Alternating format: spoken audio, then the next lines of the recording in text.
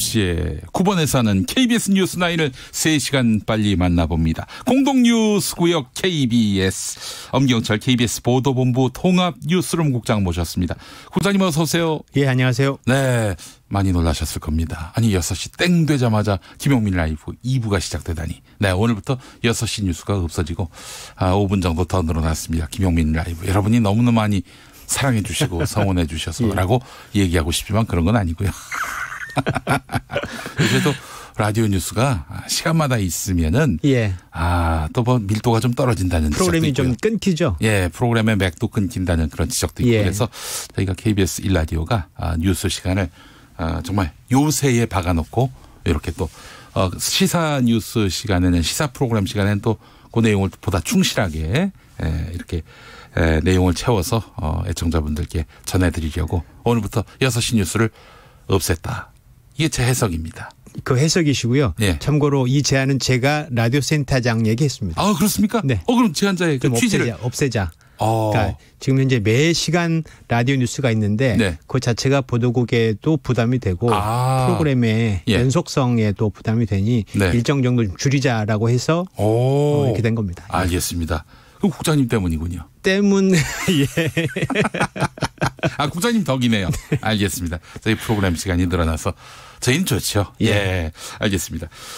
국내에서는 신종 코로나 바이러스 감염증 15번째 확진자가 나왔어요. 15번째가 어제 아니었던가요? 오늘 또 늘어났습니까? 오늘은 확진자가 없었고요. 추가 확진자는 없었습니다. 15번째는 어제 발표가 됐고요. 15번째까지 나와 있습니다. 나왔습니다.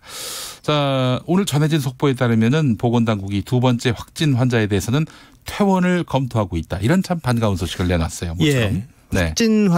두 번째 확진 환자가 그 증상이 완쾌 수준이다. 그래서 정부가 퇴원을 검토하고 있다고 하는데요. 그러니까 조금 자세히 보니까 신종 코로나 바이러스 유전자 증폭 검사를 했는데 음성으로 확인됐다고 합니다. 그러니까 24시간 동안 2번을 해서 음성이 되면 이게 이제 완쾌다. 뭐 이런 건데 그래서 현재는 정부에서 의료진에서 항바이러스 투여도 하지 않고 퇴원을 검토하는데 현재 환자의 건강 상태 등을 봐서 결정을 하겠다. 이 50대 한국 남성이거든요. 일단 좋은 소식이긴 합니다. 예, 그래요. 참 모처럼 반가운 소식을 접해서 기분이 좋았습니다. 다만 이 환자의 경우 그 증상 초기에 이게 이제 알려져서 이제 정부가 알게 돼서 완쾌가 좀 쉬웠던 게 아닌가라는 이제 분석은 있습니다. 이번부터 지금까지 한 열흘 정도 지났는데요. 열흘 정도 격리해서 치료하면은 호전될 수도 있겠다. 뭐 이런 어떤 그 교훈을 또 얻은 거 아닙니까? 네, 그렇습니다. 너무 다행입니다. 자, 프로그램의 연속성을 위해서 용수처장의 진행자 자리 10년 보장해 주세요라는 미모지조님의 이런 문자도 있었고요. 또 우리 0691번 쓰시는 분은 없어져야 할 방송이 뉴스마저 잡아먹었네. 이런 말씀도 하셨습니다. 저희가 잘할게요. 정말. 혹시 반어법 아닐까요? 아니, 그렇진 않습니다. 아닌가요? 이분이 평소에 쓰신 글을 보니까 그래서 저희들이 좀 점수를 많이 따야 되겠다. 이런 생각을 갖게 만드시는 그런 의견을 많이 보내셨어요. 자, 이제 오늘 KBS 뉴스9 아무래도 신종 코로나 바이러스 관련 속보가 많겠죠. 아무래도 많습니다. 일단 어제 정부가 발표한 그 후베이성을 거쳐간 모든 그 외국인에 대해서 한국 입국을 금지하겠다 이렇게 이제 최초로 중국에 대해서 부분적인 입국 금지 조치를 내렸습니다. 이 조치에 대해서 사실 논란이 많습니다. 좀 더 강하게 해야 되는 거 아니냐 이런 여론도 있고요. 이를테면 지금 중국에서 코로나 바이러스 확진 환자가 후베이성 이외에 한 40% 정도는 그 이외의 지역에서 나타나고 있거든요. 그걸 보면 그 좀 더 입국 금지 대상을 좀 더 넓혀야 되는 거 아니냐 이런 의견들이 있거든요. 관련해서 그래서 취재팀에서 우리나라에서 감염병 전문가 권위자 5명에게 한번 이제 질문을 던져봤습니다. 정부의 조치에 대해서 어떻게 판단하느냐. 그 의견들을 자세히 좀 취합을 해서 정부의 조치에 대한 적절성이라든가 확대 여부가 필요하지 않느냐라는 것에 대해서 좀 자세히 보도를 할 예정입니다. 중국인 또 중국에서 한국으로 들어오는 외국인 전체에 대한 입국 금지. 이건 외교적으로도 인도적으로도 부적절한 거 아니냐 이렇게들 생각을 해왔는데 맞습니다. 예. 2단계 유행병으로 번지는 단계까지 왔다면은 검토해 볼 필요도 있어 보입니다만 지금 문재인 대통령도 사실 오늘 청와대에서 그 거의 심각 단계 수준으로 대응을 하고 있다라고 하고 있거든요. 이 심각 단계는 사실 그걸 포함하는 조치를 할 수 있는 단계입니다. 다만 심각 단계라고 정부가 발표를 하진 않았습니다. 이제 아시겠지만 러시아는 아예 중국과의 접경 지역에서 육로를 다 통제하고 있고요. 그러니까 거의 우리보다 더 센 조치를 취하고 있는 곳들이 있기 때문에 거기까지 갈 것이냐 말 것이냐를 정부가 지금 심각하게 검토는 하고 있고 말씀하신 대로 워낙 우리와 중국 간의 교역이 커서 그 조치가 부를 파장은 또 엄청나거든요. 그러니까 그런 측면에서 정부가 지금 신중하게 검토를 하고 있는 게 아닌가 싶습니다. 뭐 중국도 뭐 양해를 하지 않을 수 없을 것 같은데요. 지금은 그런 상황으로 가고 있습니다. 그렇기 때문에 뭐 이거 한국이 너무한다 이런 얘기할 것 같지는 않은데. 그래서 어제 정부 발표 중에서도 중국인 상대로 한 단기 관광 비자 중단을 검토하겠다까지 내놓았습니다. 네, 알겠습니다. 중국으로서도 빨리 수습을 하지 않으면은 이래저래 참 이 국익을 아주 심하게 깎아 먹을 수 있겠다 이런 경각심이 있을 것 같아요. 그럼요. 자, 중국에 나가 있는 우리 특파원들 안부도 궁금한데요. 우리 KBS 베이징 특파원들 회사에서 혹은 집에서 격리 상태인 것으로 알고 있습니다만. 격리하면서 쉬면 좋은데 일을 다들 하느라고. 재택 근무를 또 하기도 하고. 알겠습니다. 주말 사이 중국 상황은 어땠는지 제가 그래서 베이징을 연결해 봤는데 국장님이 불러주시죠. 네, 저기 베이징에서 현재 일하고 있는 최영은 특파원 불러보겠습니다. 최영은 특파원 나와 있어요? 네, 안녕하십니까. 최영은 특파원입니다. 예, 고생 많으십니다. 예, 감사합니다. 우리 최영은 특파원께서는 지금 자가격리 중이신 것으로 알고 있어요. 예, 그렇습니다. 저는 자택 격리 중입니다. 네, 저희 자택. KBS 베이징 지국, 그렇습니다. 저희 KBS 베이징 지국 취재팀이 지난달 우한이 봉쇄되기 전에 현지 취재를 다녀왔습니다. 그래서 지국 내 모든 직원들이 잠복기로 지금 한 14일이 여겨지고 있거든요. 그래서 회사 상주팀과 저처럼 재택 근무팀으로 나눠서 보도를 하고 있는 중입니다. 그러시군요. 우리 최영은 특파원께서는 그러면은 지금 이 자택에서 격리 상태라고 말씀하셨는데 며칠 지났습니까 지금? 예, 저희가 지난주 수요일부터 자택 격리에 들어갔고요. 이 자택 격리가 이번 주 만 14일이 되는 게 이제 내일입니다. 왜냐하면은 그 기간 동안 저희 취재진이 우한에 다녀왔던 취재진이 베이징으로 복귀한 게 만 14일이 되는 게 내일이기 때문에 그래서 내일까지 이렇게 집에서 뉴스를 전해드려야 될 것 같습니다. 우리 최 특파원님은 별일 없으시고요. 갑자기 뭐 발열 증세가 나타났다든지 뭐 이런 거.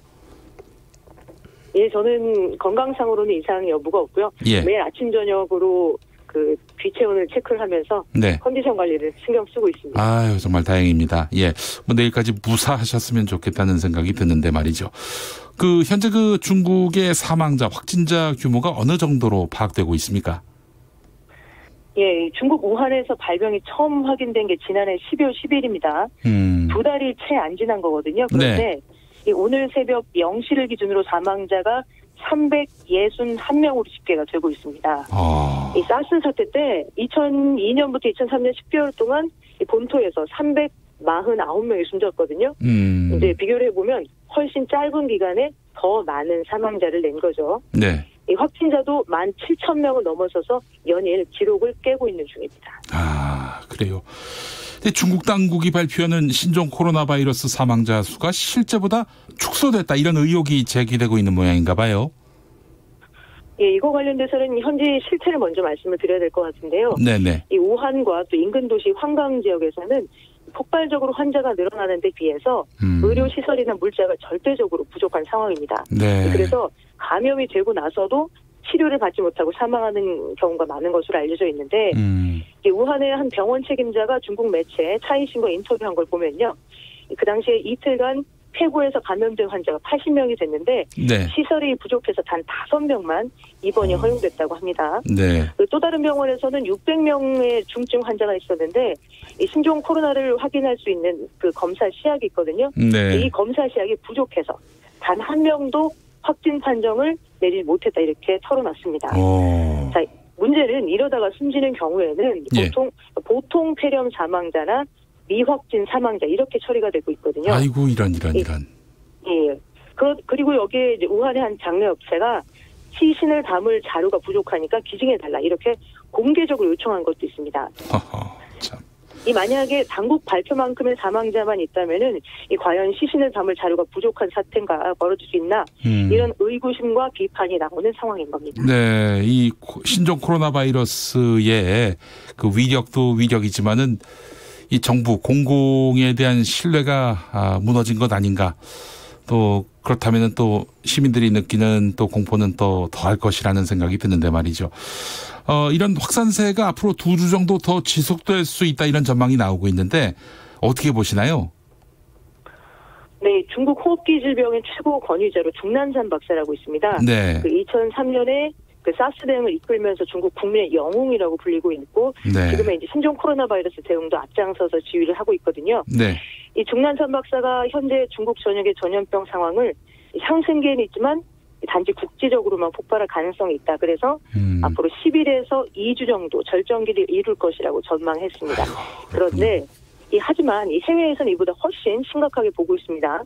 홍콩대 연구진의 경우는 예. 오는 4월쯤 그때까지 절정에 이를 것이라고 이렇게 관측하기도 했습니다. 네, 알겠습니다. 자, 최은영 특파원님, 우리 국장님이 앞에 계세요. 예. 안녕하세요. 예, 국장님께 뭐 한마디 하실 말씀 없으세요? 뭘 좀 이거 좀 지원해달라라든지 뭐. 예. 저희도 이 마스크가 절대적으로 부족한 상황입니다. 그래서 마스크가. 오늘도 저희 본사에서 취재팀과 취재팀을 위해서 충분한 물자를 보내주셨는데요. 네네네. 앞으로도 계속 지속적인 관심을 부탁드리겠습니다. 앞으로 지속적인 관심 좀 부탁드린다고. 네, 좋습니다. 알겠습니다. 예. 고생 많아요. 국장님도 한 말씀 해주세요, 우리 최은영 특파원께. 힘들지만 자택에서 잘 견디고 이 사태가 빨리 호전돼서 좀 자유롭게 살고 취재를 했으면 좋겠습니다. 수고 많으시고 잘 견뎌요. 예, 더 좋은 소식으로 찾아뵐 수 있도록 노력하겠습니다. 네, 감사합니다. 우리 그 이메일 bb@kbs.co.kr 안양봉 특파원은 잘 계십니까? 예, 안양봉 특파원은 지금 스튜디오에 격리 중입니다. 저는 자체 격리지만 안양봉 특파원은 지금 일주일째 스튜디오 바깥에서 한 발짝도 못 나오고 계십니다. 아이고, 그래요. 참 너무너무 고생이 많으십니다. 아마 KBS 역사의 길이 남을 베이징 특파원들이 아닐까 하는 생각이 들고요. 최은영 특파원 앞으로도 고생 많이 해주시기 바라겠습니다. 감사합니다. 예, 감사합니다. 제가 최영은입니다. 제가 최은영이라고 했군요. 네. 죄송합니다. 우리 밖에 계신 우리 PD님 전화해서 죄송하다고 최영은 베이징 특파원이었습니다. 이름을 틀리게 얘기했습니다. 네, 여러분 김민용 라이브 듣고 계십니다. 이렇게 해서 저도 한수. 자, 국장님 오늘 또 어떤 뉴스 준비되고 있습니까? 정치권 소식이 조금 있고요. 네. 아시겠지만 지금 총선 관련해서 김의겸 청와대 전 대변인이 불출마를 선언했습니다.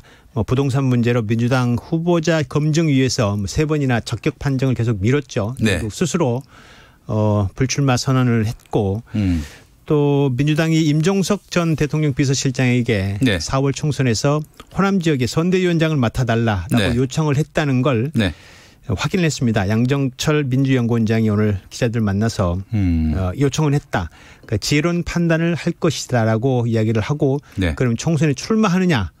그래서 그 말에 대해서는 출마 여부는 임 전 실장이 선택할 문제다라고 답을 한 걸로 봐서 출마도 요청을 한 게 아닌가 싶기도 하고 그렇습니다. 네. 그런데 보수 야권에서는 보수 신당을 만드는 데 합의를 하고 아마 당명도 새로 검토를 하고 속도도 빨라지고 있는 느낌입니다. 관련해서 정치권 소식을 전할 예정입니다. 또 총선 시즌이 다가오고 있습니다. 그렇습니다.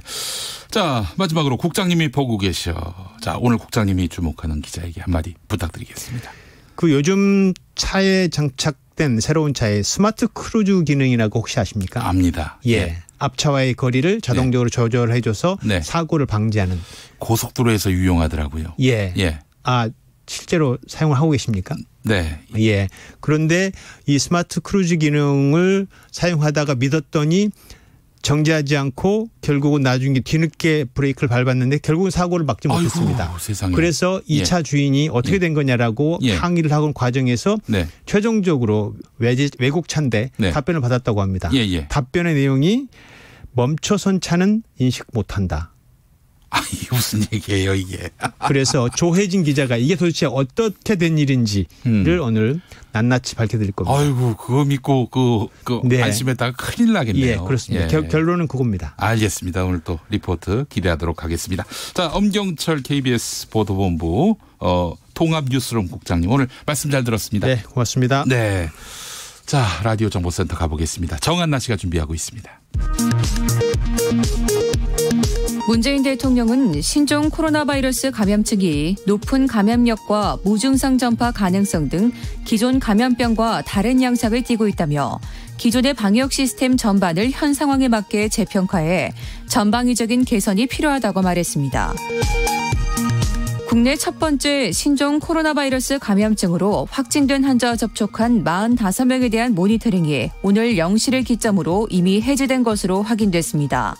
또 두 번째 환자 접촉자 75명은 특이사항이 없다면 오는 7일 감시가 해제될 예정입니다.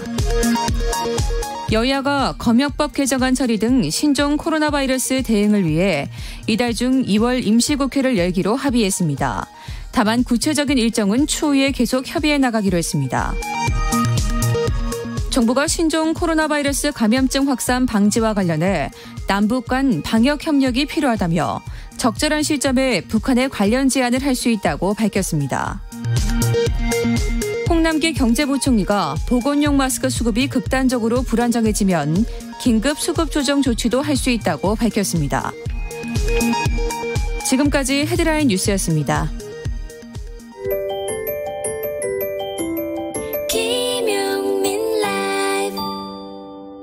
잠깐 인터뷰 이어가겠습니다. 중국에서 온 우한 교민들 이야기 들어보겠습니다.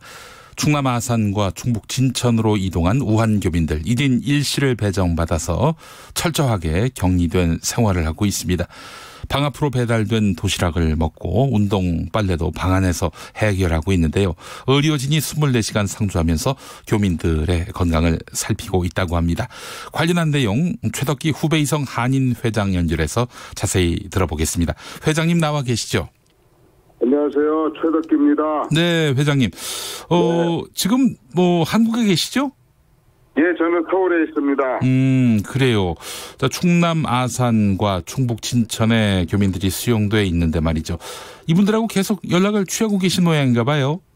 예, 상황은 체크하고 있습니다. 저희 단체방도 있고요. 네네. 어떤 분이 어떤 생각을 가지고 계신지 저는 권이 아니죠. 그 메신저 단체방에 들어가셔서 대화를 나누신다 이 말씀이죠. 네. 도시락이 부실하다, 관리 인원이 부족하다 이런 얘기도 들리던데 현재 그 관리 상태는 어떻게 파악되십니까? 이제 그런 거 하다 보면은 개인적인 불만은 있지 않을까요? 근데 저는요 지금 솔직히 말씀드리면 그분들은 이미 여기 오셨고 또 이제 국가가 이렇게 다 그 관리하고 있고 저는 이제 남아 계신 분들 걱정을 하는 거죠. 남아 계신 교민들이 한 몇 분 정도 계시죠? 지금 정확하게 156명이 남아 있습니다. 그분들은 어떻게 들어오실 계획이 없으신 건가요? 오고 싶죠. 몇 분들은 젊은 분들은요 아우성입니다. 전세기 또 안 뜨나요? 우린 버려진 건가요? 어떤 분은 울더라고요. 그래요. 근데 제가 그럼 오고 싶은 분, 남겠다는 분을 한번 또 조사를 했어요. 네네네. 이렇게 오고 싶어하는 분들이 한 20-30명 되는데요. 근데 왜 못 오시냐? 다문화 가정이에요. 이분들이 왜 지난번에 왜 포기했느냐 안 오시고? 그 중국인 마누라를 내버리고 올 수 없잖아요. 중국인 배우자를 두고 올 수 없기 때문에. 배우자. 제가 이게 방송용 죄송합니다. 중국인 배우자. 남편이 됐든 아내가 됐든 이분들하고 같이 있어야 하니까. 그분들은 어떻게 함께 오실 수 있는 대상이 아닌 모양이군요. 제가 듣기로는요. 네. 중국 정부에서 동의를 안 하는 걸로 알고 있고요. 아, 중국 정부에서. 예. 자기 국민들 자기가 관리하고 책임져야 된다는 생각이겠죠. 네. 네. 중국 정부에서 외국 사람들이 이렇게 빠져나가는 것도 유쾌하게 생각 안 하는데 자기 국민까지 다 데려간다. 예. 네, 좀 용납하기 어렵겠죠. 그 자녀는 그 어떻게 데려올 수 있는 겁니까? 뭐 자녀는 그냥 두고 와야 되는 겁니까? 자녀도 이제 국적 문제가 있겠죠. 예. 또 이제 그 외국인들이 오려면 또 비자 문제도 있겠죠. 네. 네, 그분들이 어쨌든 국적이 중국이니까. 뭐 저는 그런 거가 문제가 되는 거 아닌가 싶어요. 네. 뭐 비상시기라서 뭐 비자를 다 초월하고 뭐 다 초월하는 건지 어떤 건지 그거는 저는 뭐 잘 모르겠습니다만은 아마 그런 것들이 다 문제가 되지 않을까 싶습니다. 네. 최덕기 회장님께서는 그 우한에서 신종 코로나 바이러스가 퍼지기 전에 한국에 오셨다고요? 네네, 저는 퍼졌었는데 안정됐다 그랬죠. 이제 다 끝나가는 상황이었어요. 예. 그래서 우리는 그때 그렇게 심각하지 않았죠. 환자도 뭐 한 50여 명 뭐 이랬고 그래서 그리고 이제 저는 일찌감치 그 무한을 떠났죠. 네네네. 네. 알겠습니다. 자 이렇게 해서 저 아산과 진천에 계신 우리 교민들 이 14일 후 잠복기까지 다 감안해서 14일 후 증상이 없어서 퇴소하시면 어디로 가시는 건지요? 자기 집으로 돌아가야죠. 아, 그 우한으로 돌아가는 겁니까? 아니죠. 뭐 자기 서울에. 근데 제가 말씀드릴 게 있는데요. 네네네. 우리 교민이라고 하는 그 의미를 좀 생각해야 돼요.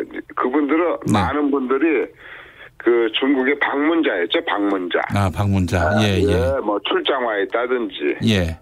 아니면 뭐 여행으로 왔다든지 단기적인 체류자들. 네네네. 그리고 다 자기 집들 가족들은 뭐 여기에 있거나 왔다 갔다 하시거나 이런 경우의 분들이 많고요. 물론 교민들도 계세요. 아예 집이 그쪽이거나. 네네네. 뭐 그러다가 뭐 설을 새로 여기 오거나 뭐 이런 경우. 근데 대부분 많은 분들이 그 방문자에 해당되신다고 저는 그 판단하고 있습니다. 아 그렇군요. 예. 교민의 경우는 어떻게 합니까? 교민의 경우.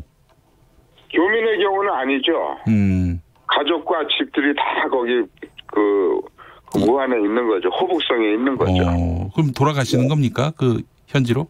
네, 저도 돌아가야죠. 저도 잘 지낼 데가 없어서. 아 예. 여기 지금 여관에서 자요 매일매일. 아이고 그렇군요. 네. 저는 지금 막 내일이라도 가고 싶은데 갈 수가 없어 못 가는 겁니다. 이게 저 교민이에요, 제가. 예. 아이고. 집이 거긴 거예요. 알겠습니다. 네. 그 단체 대화방에서 뭐 이런저런 이야기를 많이 들으실 텐데 우리 뭐 교민들의도 지금 우한에서 진천과 아산에 지금 체류하고 계신 그분들 뭐 어떤 반응이든가요? 좀 알려주실 부분이 있다면. 거기 계신 분들도 다 여러 가지입니다. 어떤 분들은 좀 불만이 많고 어떤 분들은 우리는 저기 그래도 이렇게 전세기 타고 오지 않았느냐. 예. 14일 동안 이렇게 격리돼 있는 거 동의했고 좀 참을 건 참고. 근데 거기가 아마 이런 게 있는 것 같아요. 거기가 이제 그 호텔이 아니잖아요. 고급 호텔이 아니고 이제 그 공무원들 교육하는 연수원이죠. 연수원 같은 데니까. 이제 뭐 방음이라든지, 그 층간 소음이라든지, 이런 거에 대해서 아직 그 뭐 이렇게 호텔 수준은 아닌가 보죠. 아, 그렇겠죠. 이제 거기 계신 분들이 이제 아무것도 할 게 없잖아요. 할 수도 없고. 글쎄 말이에요. 그러니까 그 좁은 공간에 하루 종일 계시니까 좀 신경들이 예민해지시는 것 같아요. 그러시구나. 그런 이제 소소한 갈등들. 네, 우리가 그거 어떻게 다 감안하고 다 해야 되는지. 그다음에 이제 그 안에서도 이제 서로 좀 이런 신경이 예민해져서 생기는 일들이 조금 있는 것 같습니다. 저는 뭐 사람들 많으면은 또 뭐 이런저런 일이 있는 거 아닙니까? 네네. 정부 대응에 대해서 뭐 특별히 뭐 의견을 제시하는 경우도 있습니까? 정부 대응이요? 바로 이제 그 우리 요번에 그 영사관에서 열심히 했어요. 저희 네. 한인회도 그렇고. 예. 그래서 뭐 정부에 많이 감사하다는 표현을 해요. 예. 그 영사관이 우리가 접할 수 있는 정부죠, 그죠? 예. 뭐 그렇고 근데 이제 저희 그 교민분들은 대체로 그 전세기가 아주 를 통해서 네. 굉장히 감사함을 느낀다고 알고 있습니다. 예, 알겠습니다. 자, 마지막으로요, 최덕기 회장님, 지금 중국 정부가 우한 주변 지역을 봉쇄하고 같은 후베이성의 황강 지역에는 외출 금지령까지 내렸다고 하는데 우한 지역의 현재 상황 전해 들으신 게 있으신지요? 저는 황강 얘기 좀 할게요. 예, 우한은 이제 안정되어 가고 있고요. 네네네. 예, 큰 병원도 다 지어가고 있고요. 네. 예, 근데 저희는 제가 사실 황강에 살아요. 예. 우한에 사는 게 아니고. 근데 거기는 뭐 지금 아예 외출까지 다 막아놓고 있고요. 네. 예, 지금 근데 이런 봉쇄령이 예. 큰 우리들은 조금 이해하기 힘들지만 가장 좋은 효과를 본다고 생각해요. 조금 있으면 우한이 가장 안전한 데가 될 겁니다. 막말로 한 열흘만 기다려보세요. 네네네. 거기 누가 환자고, 누가 건강한가 아주 깨끗이 판가름 날 것이니까. 그렇지 않습니까? 봉쇄했으니까. 네. 그러니까 그 보름이라는 시간이 괴롭긴 하지만 그런 방법도 아주 좋은 방법인 것 같습니다. 이럴 때는. 네. 알겠습니다. 그래요. 중국 후베이성 한인회 최덕기 회장님. 이거 말씀 잘 들었고요. 빨리 안정이 돼서, 이 우한으로 돌아가실 수 있기를 바라겠습니다. 오늘 말씀 감사합니다. 감사합니다. 네. 지금까지 최덕기 중국 후베이성 한인회 회장과 함께 했습니다. 김용민 라이브 오디오 파노라마. 혹시 조물주 위에 건물주라는 말 들어보셨습니까? 건물주들의 임대료 횡포가 워낙 심해서 생긴 신조어인데 건물 하나만 있으면 일 안 해도 월세로 먹고 살 수 있다고 하는데 조국 전 법무부 장관 부인 정경심 동양대 교수가 동생과 나눈 문자 대화, 이것이 쟁점이 되고 있는데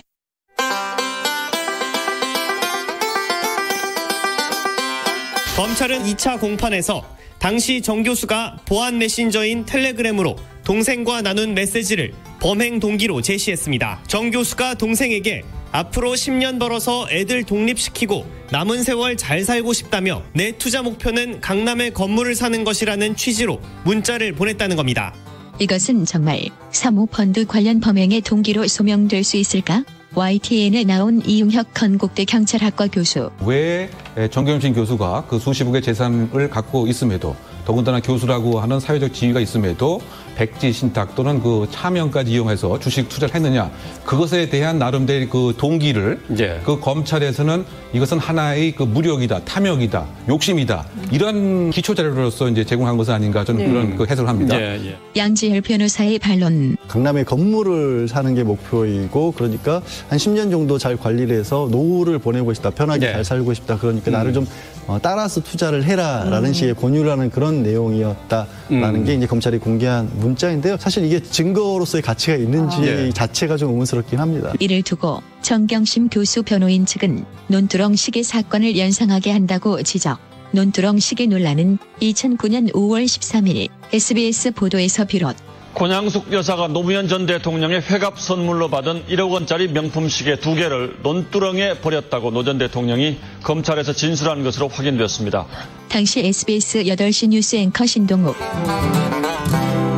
그는 현재 TV조선 9시 뉴스 앵커로 일하면서 정경심 교수 변호인 주장에 따르면 제2의 논두렁 시계 보도를 하고 조국 전 장관의 부인 정경심 교수 재판에서 검찰이 정 교수와 동생이 주고받은 문자 메시지를 공개했습니다. 돈을 많이 벌어서 강남에 건물을 사는 게 목표라는 내용인데, 한편 논두렁 시계 보도와 관련해 SBS는 자체 진상조사를 벌였는데 결론부터 말하자면 실체 파악에 성공하지 못했고, SBS 시청자위원 이희영 변호사. 그러니까 노 전 대통령의 검찰 진술 조서가 확인이 된다면 사실 결정적인 증거가 될 수가 있을 텐데, 지금 검찰에서 그 노 전 대통령 관련 수사 기록은 공개할 수 없다, 열람도 할 수 없다라고 하는 상황이고. 그렇다면 보도했던 SBS 기자는 어디서 들은 정보였을까? 이 취재 기자는 당시에 전부터 알고 지내던 이 검찰 측 관계자로부터 이 말을 들었다고 했는데요. 예. 이 취재 당일날 오후에 우연히 검찰 측 관계자를 만나서 따라붙어서 지금까지 보도된 것과는 좀 다른 노 전 대통령이 진술했던 내용 중에 이제까지 보도되지 않은 새로운 내용이 있냐 뭐 이런 질문을 하다가 답변을 받았다고 합니다. 그때 나온 워딩이 논두렁에 시계를 버렸다고 하더라라는 말이 있다고 했는데요. 하지만 노무현 전 대통령을 수사한 이인규 당시 대검 중수부장은 정면 부인하고 이 전 부장은 논두렁식의 언론 플레이는 국정원의 기획이라고 거듭 주장했습니다. 어쨌든 두 사람이 왔더라고요. 그러니까 구청 명함을 내리더라고요. 그래서 야단을 쳐서 돌려보내고 바로 총장께 보고. 이 전 부장은 논두렁이라는 단어는 검찰 조사 때 나오지 않았다고 강조했습니다. 검찰이 이렇게 머리가 좋습니까? 검찰이 이렇게 머리가 좋습니까? 논두렁 시계를 보도한 SBS가 자체 진상조사 뒤 정보의 출처가 대검 관계자라고 밝힌 것과는 상반된 내용입니다. 사실이라면 검찰이 피의 사실을 공표한 셈. 물론 정경심 교수의 강남 건물 주인 발언은 피의 사실 공표는 아닌 셈. 채널A에 나온 박선규 한나라당 전 의원. 본인들이 논두렁 시계라고 하는 강남 빌딩 사는 것 저 얘기가 검찰 조사 과정에서 나온 게 아니라 진짜로 재판 과정에 나온 거예요. 예. 이 재판 과정에 나올 수밖에 없었던 것은 법을 개정을 했잖아요. 조국 민정수석이 법무부 장관으로 가가지고 피의 사실을 공표하지 못하게 해서 아마 그것이 없었다면은 진작 검찰 조사 과정에서 저런 얘기들이 막 쏟아져 나왔겠죠. 저보다 더한 얘기들도. 하지만 윤석열 검찰총장 피의 사실 공표죄로부터 자유로울까? 윤석열 검찰총장이 궁지에 몰렸습니다.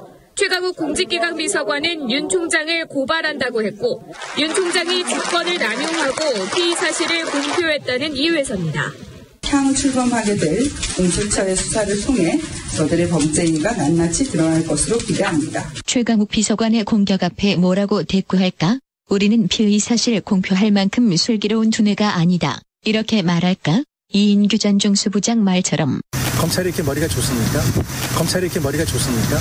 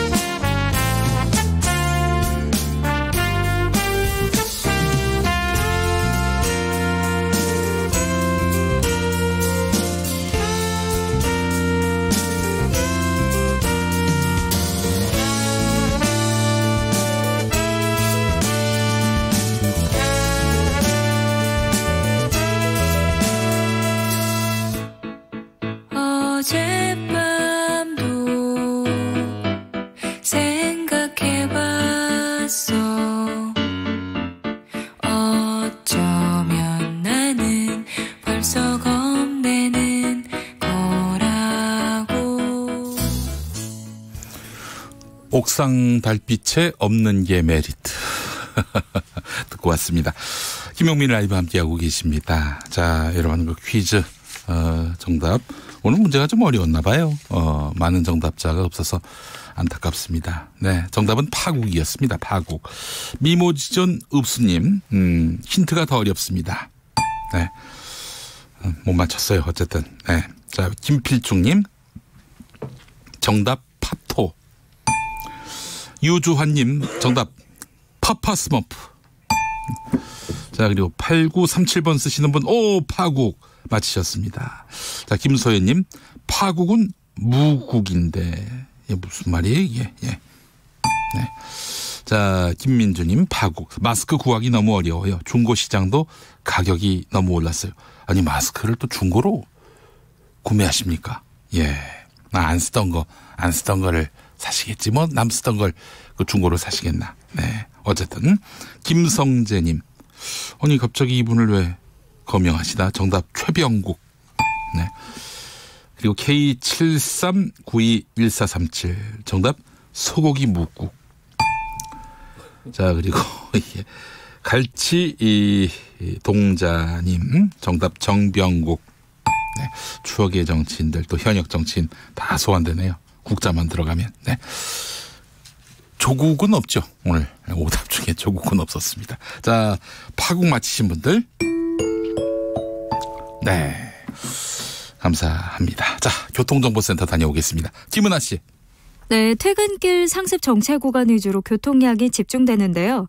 오늘 아침까지 눈이 내린 지역이 있고요. 지금 영하권으로 기온이 떨어진 곳도 있어서 도로 살얼음이 생길 위험이 있으니까요. 교통안전에 각별히 유의하셔야겠습니다. 서울간고속도로 판교에서 구리를 지나 일산 쪽인데요. 서운분기점 5차로에서 승합차 관련해 사고를 처리하면서 노우지분기점부터 8km 구간에서 정체가 더 심해졌습니다. 이전에는 송파 부근에서 서하남 사이와 하남분기점에서 강일까지 막히고 있습니다. 반대 판교에서 일산을 지나 구리 쪽으로는 판교분기점에서 청계터널 부근과 시흥에서 송내, 더 가서 서하남 일대와 판교분기점 부근에서 차가 많습니다. 논산 천안고속도로 논산 쪽인데요. 탄천휴게소에서 탄천 나들목 사이 2km 정체는 사고 때문이고요. 남해 제2고속도로 지선 서부산 방향, 서부산에서 감전까지 2km 구간에서 속도를 못 내고 있습니다. KBS 교통정보센터였습니다.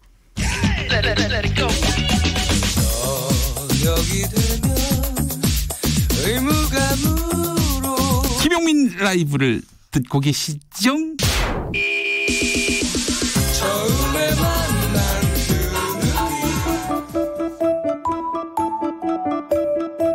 대한민국 헌법 제1조 2항 대한민국의 주권은 국민에게 있고 모든 권력은 국민으로부터 나온다. 권력의 중심인 국민의 뜻이 궁금하다면 국민에게 물어보라. 민심으로 읽는 정치 이야기 여론의 눈동자. 여론으로 읽는 본격 정치 토크 용호쌍박 모셨습니다. 박시영 윈지코리아 컨설팅 대표 어서 오십시오. 네, 반갑습니다. 박시영입니다. 박원석 정의당 정책위 의장 어서 오세요. 네, 안녕하세요. 박원석입니다. 네, 총선이 한 70일 남았습니다. 예, 아이고 여야가 이제 공천 물갈이 작업에 속도를 내고 있는데 더불어민주당이 오늘과 내일 공천 심사에 활용할 후보 적합도 여론조사를 시행하는 모양이더라고요. 오늘부터 아마 목요일 정도까지 할 것 같습니다. 내일도 예, 아니고 목요일까지. 예, 금주까지. 예. 야, 그런데 이제 253개 지역구는 다 아닐 테고. 대부분은 하는 것 같습니다. 대부분. 예. 아니 경선이 없는 지역구는 굳이 여론조사를. 그런 지역도 할 가능성이 좀 있어 보이는 적합도를 게. 왜냐하면 묻습니까? 적합도는 이제 당내 후보 적합도를 물어서 경선에 오를 만한 사람들을 이제 가려내는 그런 여론조사가 실시되는 건데. 단수로 신청한 지역 같은 경우에도 경쟁자가 없는. 네. 그럼에도 불구하고 이제 본선에서 상대당, 예를 들면 민주당이니까 이제 자유한국당 유력 후보가 있겠죠. 자유한국당 유력 후보와 가상 대결을 좀 해봐서 지지도 그리고 인지도 이런 것들을 좀 측정을 해본 모양입니다. 왜냐하면 단수로 신청했지만 경쟁력이 낮은 후보의 경우에는 추가적으로 그런 지역에 전력 공천을 할 수도 있기 때문에 종합적으로 좀 검토를 하는 것 같습니다. 그래요. 비용이 많이 들겠어요. 네. 그래야 조사 기간도 먹고 살죠. 선거 때 임박해서 알겠습니다. 자, 그래요. 만약에 여기서 후보 적합도 여론조사에서 현역이 밀린다. 상대당 후보에게 밀린다. 단수 신청자 중에. 그럼 어떻게 교체 가능성이 높아지는 겁니까? 그렇습니다. 그건 종합적으로 아마 검토를 할 겁니다. 대체할 만한 인재가 있느냐 그 지역에 이런 것들을 종합적으로 따져볼 거고요. 아까 일단 복수로 신청한 지역 같은 경우는 경선에 대개는 2명을 올려보냅니다. 2인 경선. 부득이한 경우 3인 경선을 하는데 근데 점수차가 여론조사에서 조사 결과가 지지율이 확 벌어졌거나 종합적으로 이제 기여도라든가 의정활동 능력, 도덕성, 면접, 정체성 이런 것들을 종합적으로 평가를 하는데요. 여기서 100점 만점에 30점 이상의 1, 2위 격차가 있다면 단수 후보로 공천할 수도 있습니다. 그렇군요. 지금 보니까는 더불어민주당의 현역 의원들 지역구에 경쟁자들이 공천 시청을 하지 않은 지역이 꽤 많더라고요. 한 60여 개 전체적으로 그렇다고 하던데. 그래서 현역 물갈이 폭이 상대적으로 그렇게 크지 않을 거다. 그래서 이제 시스템 공천이라는 게 이제 공정성 측면에서는 인정을 받거나 점수를 받을 수 있는 면이 있는데 지금 유권자들의 어떤 심리 한편에는 뭔가 이게 현역들은 특히 이제 20대 국회가 성과가 워낙 저조했기 때문에 대폭 물갈이를 해야 되는 거 아니냐 이런 요구가 있거든요. 그래서 자유한국당은 지금 공관위가 물론 결과가 나와봐야 알겠습니다만 50% 가까운 물갈이 이런 걸 공언했기 때문에 자칫 수치상으로 보는 물갈이 경쟁에서 밀리는 거 아니냐 이런 관측도 있는데 아마 이런 점에 대해서도 당 지도부가 감안을 하겠죠. 그리고 이게 이제 여론조사만으로 경선 대상자를 가리는 건 아닙니다. 여러 평가 척도들이 있기 때문에 그중에 여론조사가 비중이 높죠. 한 40% 때문에 후보자들로서는 굉장히 중요할 수밖에 없고 그래서 연일 지금 후보자들이 문자를 지역 유권자들한테 보내는데 지역 유권자도 아닌 저한테도 여러 지방에서 문자가 오셔가지고 좀 비용을 좀 아끼셨으면 좋겠습니다. 자유한국당도 그렇게 지금. 그렇습니다. 지금 알려진 바에 의하면 5일부터 여론조사를 실시할 것 같다. 이런 어떤 소식이 들리는데요. 현역 의원들을 컷오프하기 위한 공천을 배제하기 위한 여론조사에 착수할 가능성이 높아 보이고요. 왜냐하면 이제 민주당 같은 경우는 임기 4년 동안 2번을 했거든요. 하위 20%를 가려내기 위한 여론조사나 여러 가지 평가 척도를 가지고 평가를 진행했는데 한국당은 하지 않았었습니다. 그래서 이번 기회에 어쨌든 물갈이 하려면 뭔가 지표가 있어야 하니까 여론조사를 중심으로 지표를 좀 삼고자 하는 것 같습니다. 그래서 특히 이제 TK 지역이 지금 말이 많은데요. 왜냐하면 이제 다른 지역들은 보통 이제 3분의 1 정도를 하겠다. 이게 원래 이제 총선 기획단의 목표였으니까 대개 30% 선에서 할 것 같은데 영남권은 아무래도 한국당 아성 지역이기 때문에 TK에서는 특히 물갈이를 많이 하겠다. 이런 의견들을 지금 곳곳에서 나오고 있어서. 그런데 자유한국당으로서는 험지를 할 수 있는 호남에서만 물갈이 한다면 그렇게 해서 30% 채운다면은 누가 인정하겠어요? 근데 이제 문제는 이제 TK 의원들 같은 경우는 내일 이제 황교안 대표하고 오찬이 마련돼 있는 것 같은데요. 반발이 상당히 셀 수도 있죠. 왜냐하면 동등하게 해줘라. 다른 데 하듯이 우리도 30%를 해라. 근데 왜 우리만 50% 절반 이런 얘기가 나오느냐. 당연히 반발할 수는 있겠죠. 아니 근데 이제 현역에 대한 물갈이기 때문에 자유한국당이 현역 의원이 없는 곳에서는 그건 물갈이라고 볼 수가 없는 거고. 그렇군요. 현역이군요. 관건은 이제 TK, PK에서 거기가 이제 자유한국당 텃밭이고 일종의 이제 현역의 기득권들이 굉장히 센 데인데 여기서 어느 정도의 인적 교체의 폭을 보여주느냐가 이른바 이제 개혁과 쇄신과 혹은 통합의 의지 이런 걸 가늠하는 척도로 보일 것 같은데 물론 이제 그런 점이 있어요. TK 물갈이를 이제 한 50% 이렇게 지금 예고했던 대로 하게 되면 공천에서 탈락하신 분들이 다른 당으로 지금 보수 계열의 정당들이 막 생기고 있잖아요. 이런 부작용도 있을 수 있고 그래서 표가 분산되는 부작용도 있을 수 있고 그러나 이제 황교안 대표 입장에서는 이게 통합을 하려면 어느 정도 룸을 비워야 되는 측면이 있어요. 특히 이제 유승민 새로운 보수당 지금 의원 같은 경우에도 그 대구 동구을이지 않습니까? 거기에 지금 자유한국당 후보들이 여러 명이 가가지고 경쟁을 하고 있는데 그런 데를 정리를 안 하면 이 통합을 할 수가 없잖아요. 그래서 그 사이에서 황교안 대표가 좀 한편으로 치이기도 하고 한편으로 좀 여러 가지 고심이 되지 않을까 싶어요. 근데 이제 고민은 그런 거가 있을 것 같습니다. 뭐냐면 대구 경북에서는 새로운 보수당의 인기가 별로 없거든요. 박근혜 지지세가 여전히 바닥에서 상당히 강하기 때문에 새로운 보수당을 위해서 자리를 비워준다? 그러면 아마 또 반발이 굉장히 나올 것 같고요. 두 번째는 황교안 대표가 험지에 가겠다 말씀을 하셨지만 실제로 이제 종로나 이런 부분들 결정을 아직 못했고 이러다 보니까 반발이 충분히 나올 수 있죠. 왜 대표께서 먼저 결정하지 않고 TK 지역만 이렇게 이야기를 하느냐라고 그런 어떤 반발이 충분히 나올 수 있기 때문에 좀 지켜봐야 할 것 같습니다. 네, 알겠습니다. 저 오늘 아주 그 재밌는 기사들이 많이 나왔어요. 안철수 신당을 두고 이제 어떤 당명을 정하느냐 했는데 네. 안철수 신당으로 민다는 그런 보도도 있었고요. 네, 또 험지 자유한국당에게 험지를 할 수 있는 광주에 불출마 선언을 한 김무성 의원을 전략 공천을 할 가능성이 있다.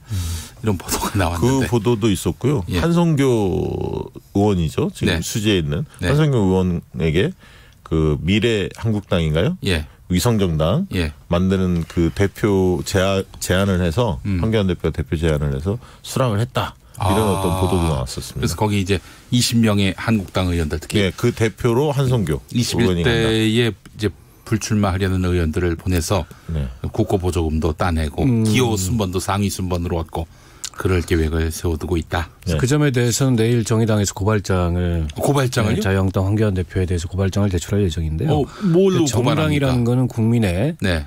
정치적 의사 형성 기능을 하는 거고 네네. 타 정당이 어떤 특정 정당의 설립이나 이런 거를 주도하거나 개입할 수가 없어요. 그 자체가 그렇습니까? 정당법을 위반하는 거고 지금 이 선거 이 상황을 교란시키는 행위이기 때문에 정말 명백한 네. 불법 위법 행위라 보고 저희 내일 고발장을 검찰에 제출하기로 당에서 방침을 정했습니다. 네, 정의당은 총선 준비 어떻게 하고 있습니까? 일단 지금 지역에서 후보들이 속속들이 출마를 하고 있어서 네네. 애초 그 예상했던 것보다 후보자 수가 좀 늘어날 것 같고요. 특히 이제 수도권의 뭐 안양이라든지 인천이라든지 이런 데 거의 전 지역구 출마가 지금 성사가 되고 있어서 정의당으로서는 뭐 애초에 우려했던 것보다는 이제 후보자들의 볼륨이 좀 커질 것 같고 네. 비례대표 경선은 당내에서 지금 이제 당원 투표와 네. 또 당 밖의 선거인단 모집 이렇게 동시에 진행이 되고 있는데 네. 선거인단 모집이 2월 17일 날 끝납니다. 그래서 지금 우리 후보 출마를 검토하는 분들이 열심히 지금 전국을 다니면서 일종의 선거운동도 하고 선거인단 모집을 하고 있어서 어쨌든 당의 외연 확대에 네. 일정한 그 계기가 되지 않을까 싶고 3월 초에 비례대표가 선출이 되면 그때 선대위를 출범 공식 선대위를 출범해서 네. 본격적인 선거에 임하는 것으로 그렇게 계획이 돼 있습니다. 네, 알겠습니다. 자, 윤석열 검찰총장이 여론조사 후보에서 내 이름 빼달라 이런 요청을 했다는 보도가 나왔는데요. 박시영 대표께서 지난 네. 금요일에 유튜브 방송 나와가지고 일주일 이내에 윤석열 총장이 여론조사 후보에서 내 이름 빼달라고 말하지 않는다면 요거는 대권 출마 의사를 분명히 하는 것이다. 이렇게 또 예측을 네, 하셨는데. 왜냐하면 이게 총선이 얼마 안 남은 시점이고 네. 과거에 이제 유시민 장관 같은 경우도 네. 대선 여론조사를 많이 실시했지 않습니까? 예. 그 언론사나 이런 네. 여론조사 기관들이 이름을 넣어서 했는데 본인 나갈 생각 없으니 내 이름 빼달라 네. 이렇게 이야기한 적이 있기 때문에 당연히 윤석열 총장 같은 경우는 지금 가뜩이나 여러 수사 방향 가지고 논란이 네. 크기 때문에 예. 그 빼달라고 하는 게 당연한 조치라고 봅니다. 네. 그러니까 저는 좀 이 세계일 보지 않습니까? 이게 좀 문제를 지적하고 싶은데요. 언론사 네, 여론조사에 현직 대해서 검찰총장이고 네. 법 집행에 있어서 엄격한 공정성과 중립성이 요구되는 자리입니다. 네. 가뜩이나 여러 가지 논란에 휩싸여 있는 인물인데 네. 이런 인물을 물론 이제 저 언론사 입장에서는 일종 흥미성 기사를 고려해서 그걸 집어넣은 것 같은데 네네. 이렇게 되면 다른 언론사들도 경쟁적으로 여론조사를 돌려볼 가능성이 있거든요. 예. 그러니까 이거는 윤석열 총장한테도 별로 좋은 상황이 아니고 언론이 적어도 좀 이건 넘지 말아야 될 선을 넘는 게 아닌가 그런 점에서 좀 부적절하다고 봅니다. 아니, 거기에 더해서 황교안 대표 이런 코멘트를 날렸어요. 자유우파라고 칭하면서 실질적으로 이제 윤석열 총장을 자유우파라고 이 지칭하는 듯한 말씀을 하셨거든요. 적절하지 않은 것 같은데요. 네, 굉장히 부적절하죠. 아니 수사를 지금 총괄하고 있는 검찰총장을 특정 정파에 뭐 소속돼 있는 그런 소속돼 있다기보다 나이간 그 특정 정파에 기울어져 있는 그런 인사로 이렇게 표현한다는 것 자체가 네. 앞으로 그 윤석열 총장이 뭐 수사하거나 수사 지휘하는 것들 뭐 어떻게 그 진정성을 인정해 줄 수 있겠어요? 이 조사 결과가 윤석열 총장 개인한테도 별로 좋은 건 아닙니다. 그렇죠. 네. 논란이 계속 커질 것 같으니까요. 근데 어떻게 뭐 지금 뭐 호사가들은 또 얘기하잖아요. 윤 총장이 정말 뭐 다음 정치적 꿈을 전혀 뭐 완전히 배제하고 있는 것은 아닌 것 같다. 정치는 생물이기 때문에 두고 봐야 합니다. 예, 알겠습니다. 자, 뭐 조사 개요 안 들어볼 수가 없어요. 윤석열 검찰총장 차기 대통령 적합도 조사에서 10.8%의 이 말하자면은 지지율이라고 해야 됩니까? 네, 지지율. 네. 1위인 이낙연 전 국무총리는 32.2%, 3위는 황교안 자유한국당 대표 소수점 아래에서 뭐 같은 10%대인 10.1%. 5위는 4위죠. 4위는 네. 이재명 경기도지사 5.6 이렇게 나온 조사의 개요 소개해 주시죠. 이 조사는 세계일보가 리서치에 의뢰해 지난 26일에서 28일까지 전국만 18세 이상 성인 남녀 1,007명을 대상으로 1:1 전화면접 조사 방법으로 실시했으며 응답률은 10.1%, 표본 오차는 95% 신뢰 수준에서 플러스 마이너스 3.1%포인트입니다. 자세한 사항은 중앙선거여론조사심의위 홈페이지에서 확인하실 수 있습니다. 여론의 눈동자 함께하고 있습니다. 박시영 정의당 정책위 의장, 박시영 윈지코리아 컨설팅 대표 함께하고 있는데요. 자, 문재인 대통령의 국정수행평가 신종 코로나 바이러스에 여성들이 등을 돌렸다. 오늘 중앙일보 헤드라인인데요. 박시영 대표님 네. 어떻게 보세요? 등을 돌린 것까지는 아니지만 여성층에서 4%포인트 빠졌으니까 네.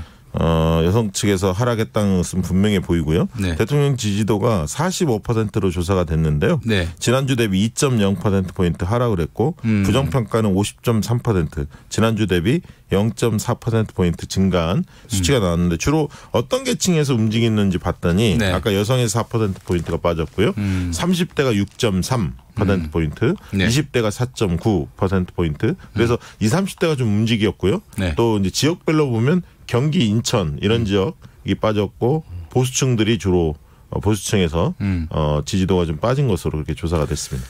신종 코로나 바이러스라고 그 원인을 찾아야 합니까? 그 원인 한 가지와 예. 설 민심 때 20, 30대가 되게 이제 어르신들 5, 60대들한테 좀 이런저런 얘기를 많이 듣습니다. 되게 설 때는. 예. 그 영향도 좀 있었고 예. 민주당의 악재들이 좀 있었죠. 인재영입 논란도 있었고 최근에 이제 김우겸 오늘 이제 전 대변인이 불출마를 했습니다만 네. 이와 관련된 여러 뭐 종편 이런 데에서 많이 보도가 이루어졌기 때문에 그런 것들이 영향을 미치지 않았나 싶습니다. 그러니까 신종 코로나 바이러스는 이제 시작이라고 봐야 되고요. 이게 지금 우한 같은 경우에 최초 확진자가 나온 이후부터 2달이 지금 지났는데 네. 지금 이제 기하급수적으로 퍼지고 있거든요. 예. 그러니까 이게 바이러스가 확산되는 속도를 감안했을 때 우리도 정점에 오르려면 조금 더 시간이 지나야 될 것 같아서 여러모로 걱정이 좀 되고요. 네. 그래서 이게 여당에게 좋은 건 아닙니다. 이런 이제 감염 질병이 퍼지게 되면 그리고 이게 어쨌든 치료약이 없고 마땅한 방역 수단이 없는 것도 사실이고요. 저는 지금 이 지지율 하락은 그보다는 이 원종건 이 영입 인재, 네. 미투 네. 이게 굉장히 컸다고 생각합니다. 그래서 연령대로 보면 20, 30대 그리고 성별로 보면 여성 그리고 정의당 지지층에서 굉장히 문 대통령에 대한 지지율이 많이 빠졌어요. 이런 것들이 아마 한 18.9%가 빠졌는데 네. 이런 게 바로 그 영입 인재 미투와 관련된 영향이 아닌가 싶습니다. 네, 여론조사 개요 듣겠습니다. 이번 주간 집계는 리얼미터가 YTN 의뢰로 28일부터 31일까지 전국 19세 이상 유권자 51,174명에게 통화를 시도해 최종 2,511명이 응답을 완료. 4.9%의 응답률을 보였으며 무선 전화 면접 및 유무선 자동응답 혼용 방식으로 실시됐습니다. 표본 오차는 95% 신뢰 수준에서 플러스 마이너스 2.0%포인트입니다. 자세한 조사 개요와 결과는 리얼미터 홈페이지 또는 중앙선거여론조사심의위원회 홈페이지를 참조하시면 됩니다. 자, 그렇다면은 어떻습니까? 대통령이 이 신종 코로나 바이러스에 어떻게 대처해야 될지 그 부분도 한번 박시영 대표님이 네. 아니 지금 일단은 뭐 분기점이 되는 게 네.